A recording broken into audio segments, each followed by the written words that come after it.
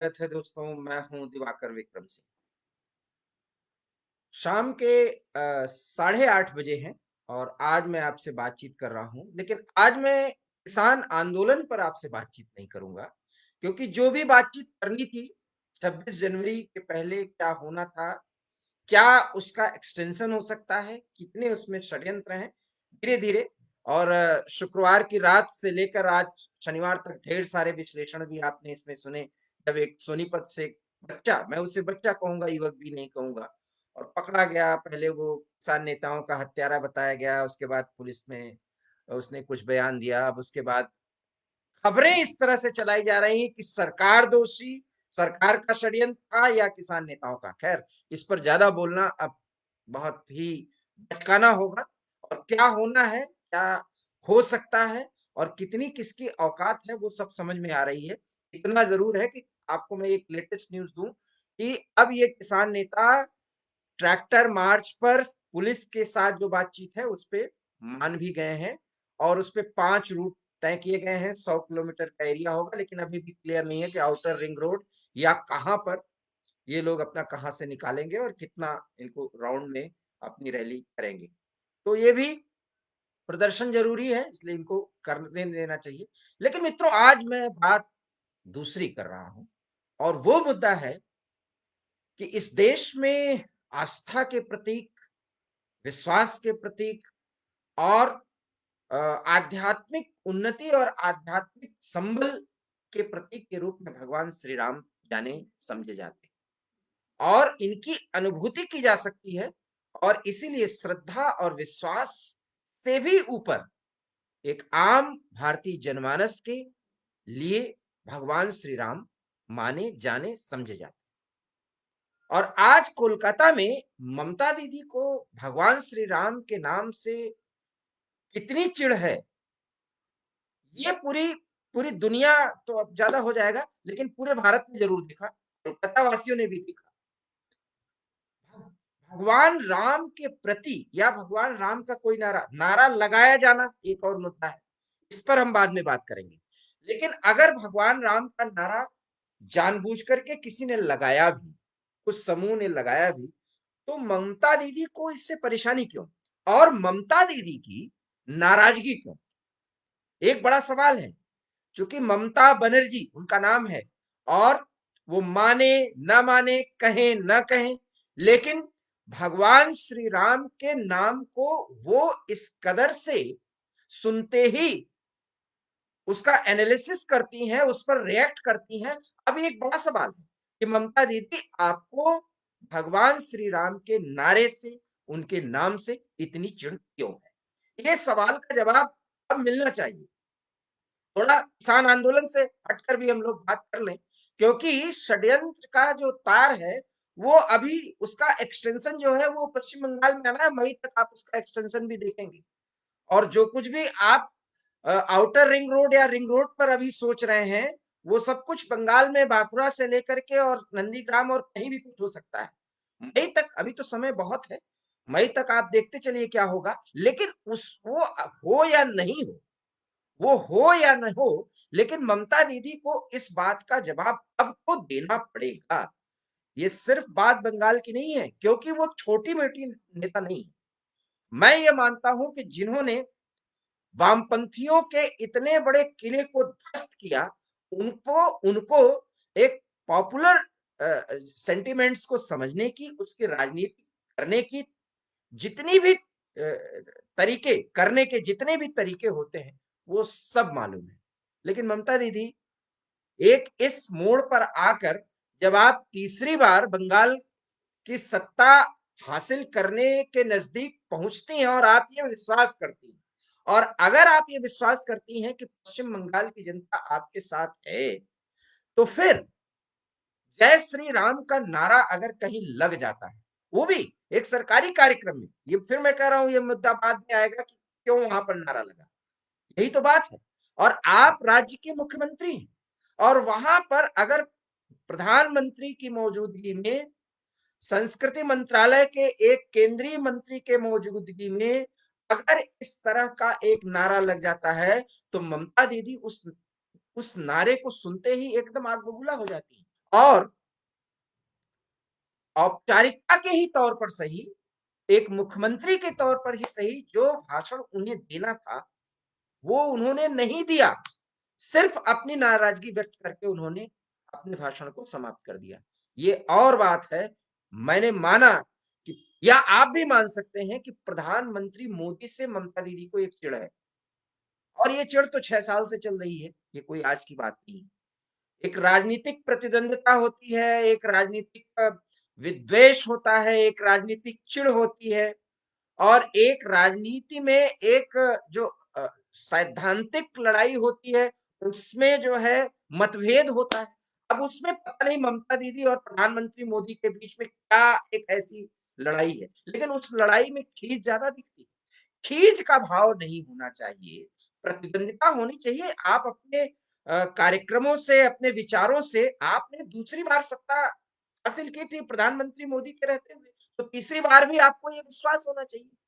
लेकिन क्या पश्चिम बंगाल में श्री राम का नाम या उनका नारा लेना एक बहुत बड़ा अपराध है? या क्या आप यही मानती हैं कि श्री राम का नारा अगर पश्चिम बंगाल के बाउंड्री के भीतर इन दिनों लगाया जा रहा है, तो वो सिर्फ भाजपा की तरफ से लगाया जा रहा है? और अगर लगाया भी जा रहा है, तो आप उस पर इतना नाराज क्यों होती हैं?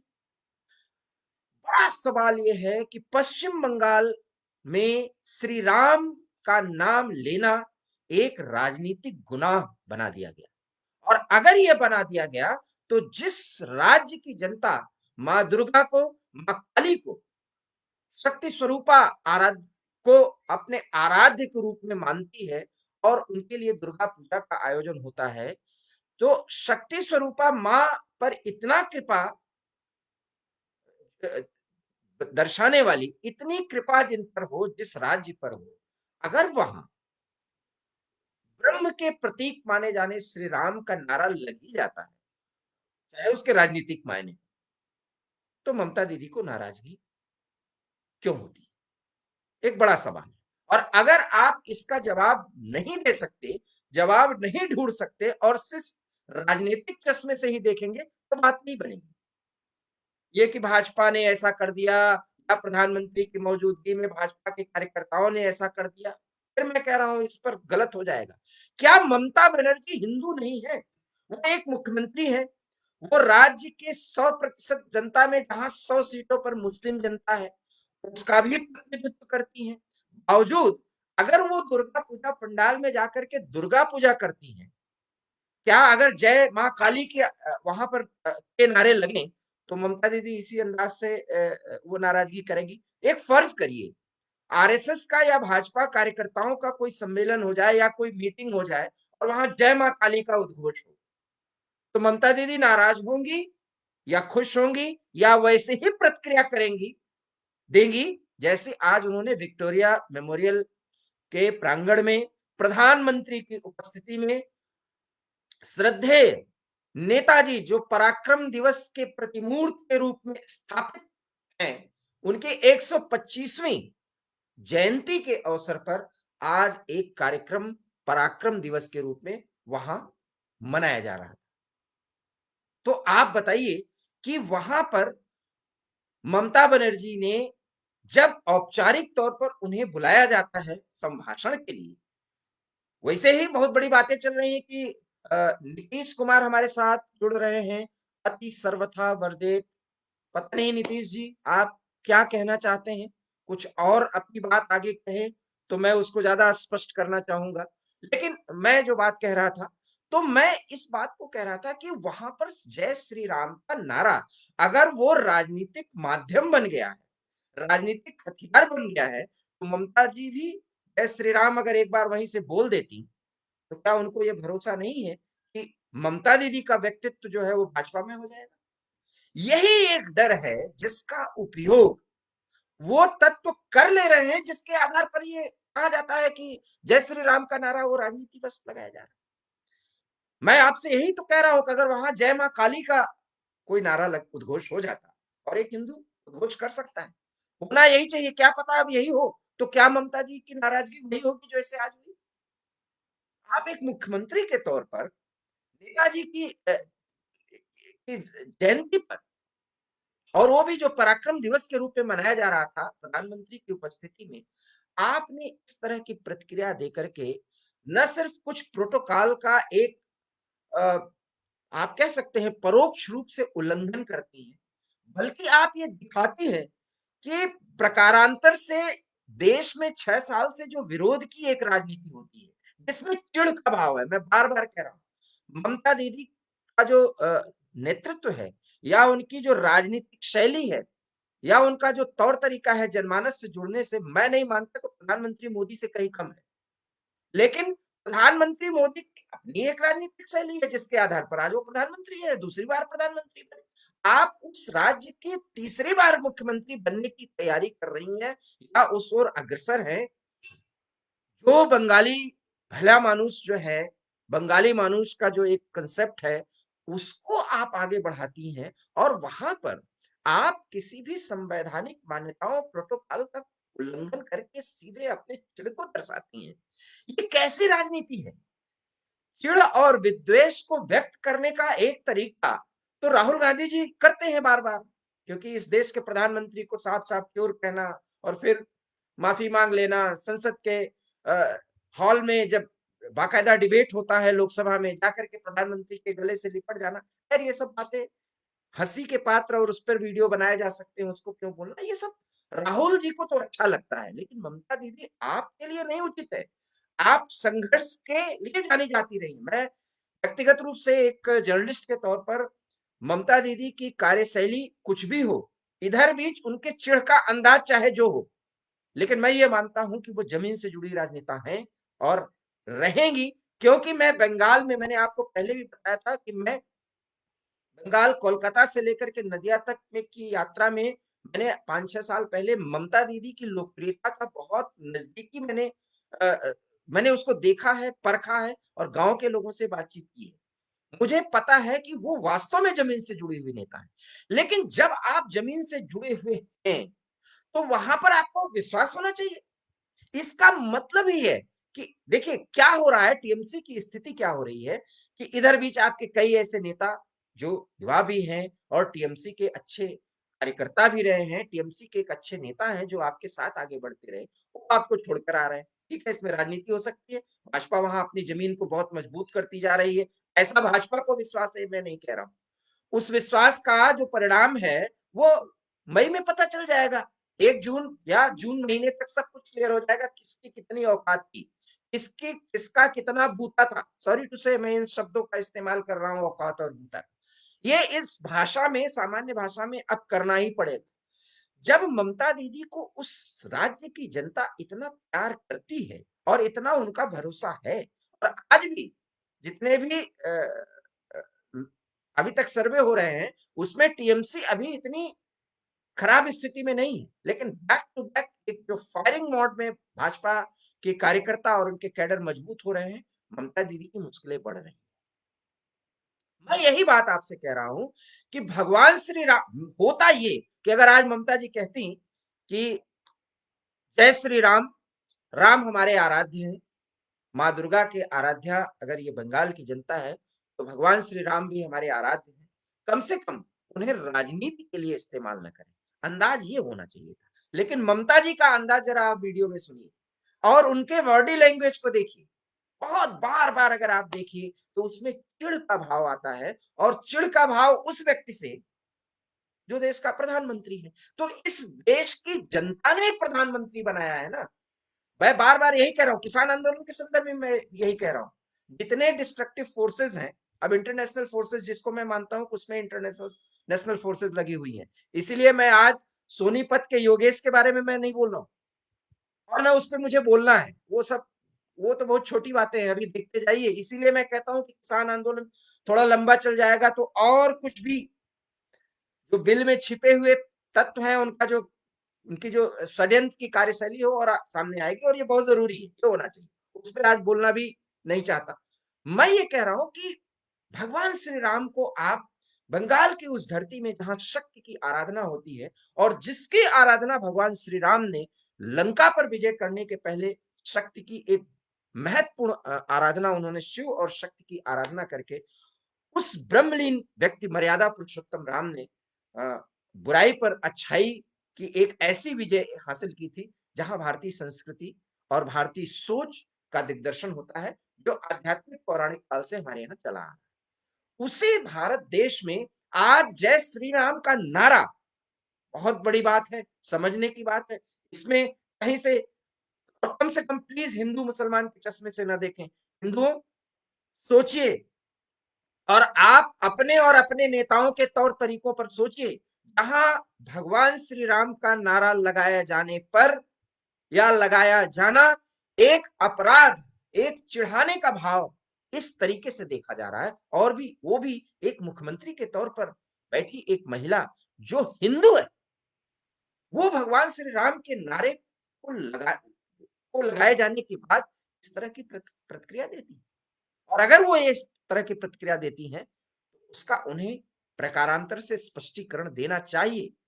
भाजपा से लड़ना, भाजपा को हराना, ममता दीदी, अगर आपके जहन में, आपके दिलो दिमाग में, आपकी कार्यशैली में, आपकी सोच में और जनता से आपके 10 साल के जुड़ाव में, मुख्यमंत्री के तौर पर जब आपका 10 साल का कार्यकाल पूरा हो जाएगा, तो वो आपको भरोसा होना चाहिए, वो आपको विश्वास होना चाहिए। और अगर ज़मीन खिसकती है, तो ये आप सोचें कि आपसे कहाँ गलती हो रही है। इसमें सांप्रदायिकता नहीं है, सांप्रदायिकता अब हो न वहाँ पर तो ओवैसी भी जा रहे हैं और 100 सीट पर आपको सीधे प्रभावित कर रहे हैं। इसलिए मैं कहता हूँ कि ओवैसी एक ईमानदार, हालाँकि एक डिस्ट्रक्टिव माइंडसेट का व्यक्ति है, लेकिन वो व्यक्ति ईमानदार है। कम से कम डिस्ट्रक्शन और मुस्लिम फंडामेंटलिज्म की जो एक सोच है, उसको वो व्यक्ति संविधान में जो मिला है, उसकी आड़ में वो व्यक्ति वो करता है। मैं उसको बहुत गलत नहीं मानता। कम से कम वो पीछे वाली बात तो नहीं करता, दो मुही बात तो नहीं करता, दो फेस वाली बात तो नहीं करता, और अब वो सीधे चलो 4 राज्यों में दे रहा है। वो कितना देश के लिए नुकसान होगा, ये तो आने वाला समय बताएगा कि तुष्टिकरण में हमने 70 साल में क्या किया है। तब मूल्यांकन होगा, जब ओवैसी जैसे व्यक्ति जो बिहार में अभी 5 सीटों के दम पर एक बड़ी पार्टी के रूप में, एक बड़ी ताकत के रूप में पूरे देश में उभरने की सोच रहे हैं। तो ममता दीदी, आपको उनसे भी लड़ना होगा, ओवैसी से भी लड़ना होगा। अब मान मनुहार करिए, क्योंकि आपको 100 सीटों पर सीधे लड़ाई लड़नी है। ओवैसी से भी आपको लड़नी है, बीजेपी से भी लड़नी है, और आपके नजरिए में 2 सांप्रदायिक पार्टियां। अब आपकी मजबूरी है कि कांग्रेस से तो आप थोड़ा बहुत बातचीत भी कर सकती हैं। हालांकि राहुल को आप अभी उस तरह से उस औकात में समझते ही नहीं, लेकिन आप वामपंथियों से कैसे बात करेंगे? वो तो बहुत जिसको कहते हैं ना, वो धीरे धीरे, वो एक ऐसे खून है जो आपको खा ले जाएंगे। हालांकि वो खाने की स्थिति नहीं है, उनको आपने समाप्त कर दिया, बावजूद उनसे आप समझौता कर नहीं सकती। तो आप आज जो सेकुलर फ्रंट बनना चाहिए था, वो तो बन नहीं पाएगा। लेकिन भरोसा आपको अपने पर होना चाहिए, और उस भरोसे में आप अपने विवेकशील प्रवृत्ति और उसका जो व्यक्तित्व आपका माना जाता है, दुनिया कुछ भी कहे, मैं एक व्यक्ति के तौर पर, एक एक पत्रकार के तौर पर ये मानता हूँ कि ममता दीदी, आपकी राजनीतिक शैली कम से कम बंगाल के उस समय की परिस्थितियों में, जब ज्योतिदा और उसके बाद बुद्धदेव के कार्यकाल में उपजे वामपंथी जो एक कैडर के तथाकथित जो वहां पर कारनामे थे, उसको समाप्त करके आपने एक लोकतांत्रिक ढंग से एक पार्टी का उदय किया और उसके बाद शासन में रही।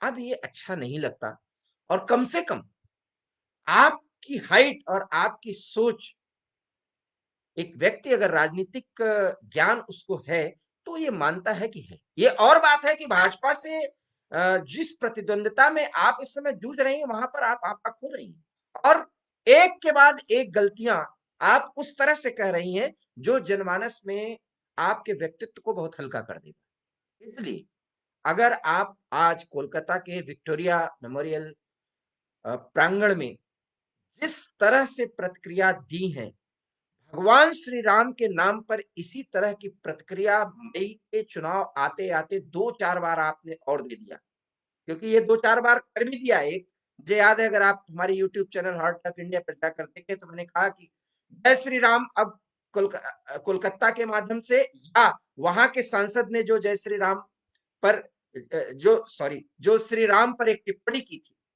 उसको लेने के बाद अब वहाँ की जनता बहुत कुछ सोचने पे मजबूर हो गई। इसलिए मैं कहता हूँ, क्योंकि पश्चिम बंगाल में भी रामायण को, श्री राम को, श्री राम के व्यक्तित्व को, उनकी उनकी जो अखिल भारतीय स्तर पर एक ब्रह्म और मर्यादा पुरुषोत्तम राम के रूप में एक मान्यता है, एक अनुभूति जो करता है, वो एक आम बंगाली जन में भी है। माँ कालिका, दुर्गा का आराधक, शक्ति का आराधक होने के बावजूद भी वहां पर श्री राम एक प्रमुख देव, देवादेव, शिव की तरह वहां पर पूजे जाते हैं।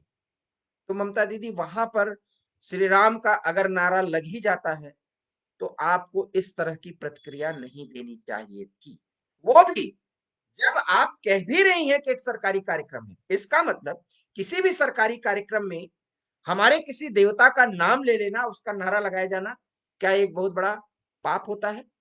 ये नीतीश कुमार है जो बोलते हैं कि जब नाश मनुज पर छाता है पहले विवेक मर जाता है। पता नहीं विवेक हीनता की स्थिति है, विवेक शून्यता की स्थिति है नीतीश जी, ये हम क्या कहें।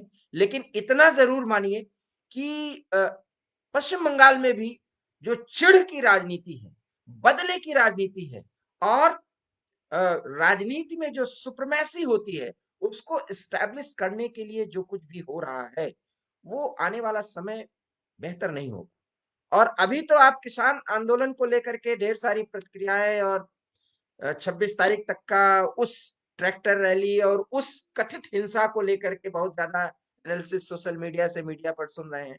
मैं नहीं मानता, ऐसा कुछ नहीं होने वाला, ऐसा कुछ भी नहीं होगा। ये सब कुछ होगा और ये होते रहना चाहिए, क्योंकि किसान के नाम पर हो रही राजनीति और उसके पीछे कार्य करने वाली शक्तियों का पर्दाफाश तभी हो सकता है जब दिल्ली का बॉर्डर अभी कम से कम 26 तक तो इसी स्थिति में रहे जैसे वो है।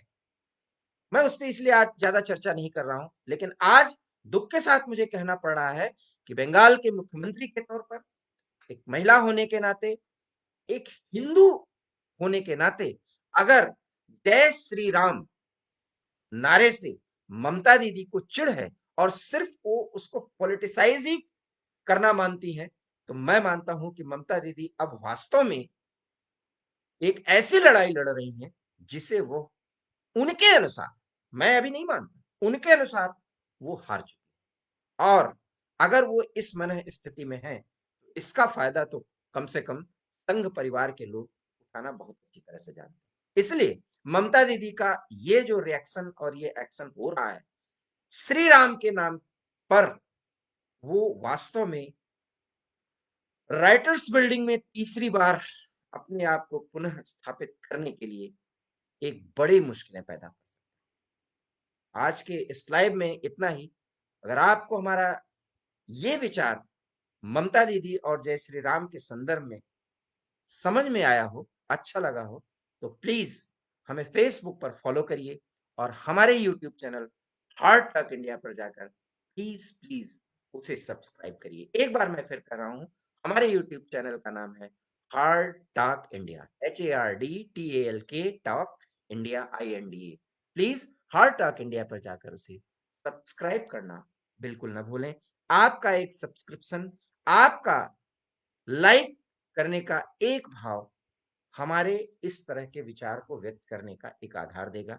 हालांकि अगर आप नहीं भी करेंगे तो हमारा काम है आपसे अनुनय विनय करना, बाकी आप बेहतर समझ सकते हैं। बहुत बहुत धन्यवाद। नमस्कार।